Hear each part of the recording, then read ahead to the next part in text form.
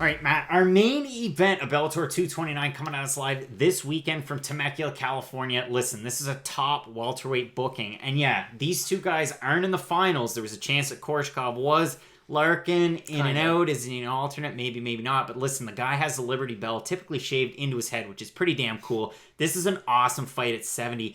Kind of a shame, though, that we don't get to see enough of Larkin. I mean, since he's came over to Bellator, a loss to Lima, and then he also lost again right after that in a tough one to Paul Daly. 2-fight win streak against Fernando Gonzalez, and then in his last one, yeah, I mean, looked half decent, but we haven't seen him in just over a year. The night of the fight, it'll have been a year and 2 days since we saw Larkin.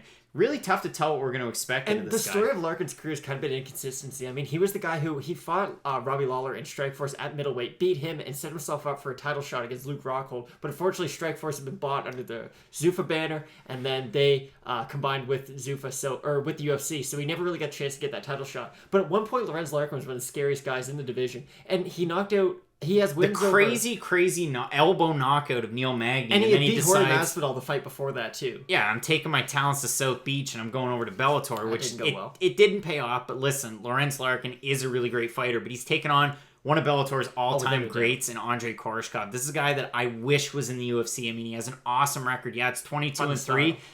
Just can't get over that Douglas Lima hump. I mean, yeah, of course he does have a win the one time, but out of the trilogy fight, it's a 1-2. Choked him unconscious. Andrey Koreshkov's striking game, super on point. He's a decent defensive wrestler. I would not want to get caught up against the cage against Lorenz Larkin. It's a tough fight to try and predict, and yeah, there's odds on this one out there right now. You've got Koreshkov minus 175, minus 200. Larkin at a plus 155, Matt. Who are you taking in this one? So I think Koreshkov is going to win, but Koreshkov has one weakness. He doesn't check leg kicks. What's Lorenz Larkin really, really good at? Low calf leg kicks. So that could be a big story in this fight. And if the first kind of round starts to play with Lorenz landing a lot of those leg kicks, Lorenz definitely could win, but I do think Koreshkov's going to win either by like second round knockout or decision. I could see Koreshkov winning this one. Yeah, the spinning back I don't think he's wheel kick knockout against Vaso Bakasevich into his abdomen.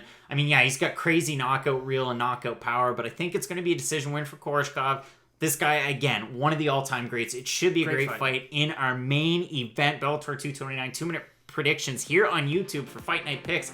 Also, don't forget to check out the UFC 243 videos. Follow us on Twitter. Let's get into it.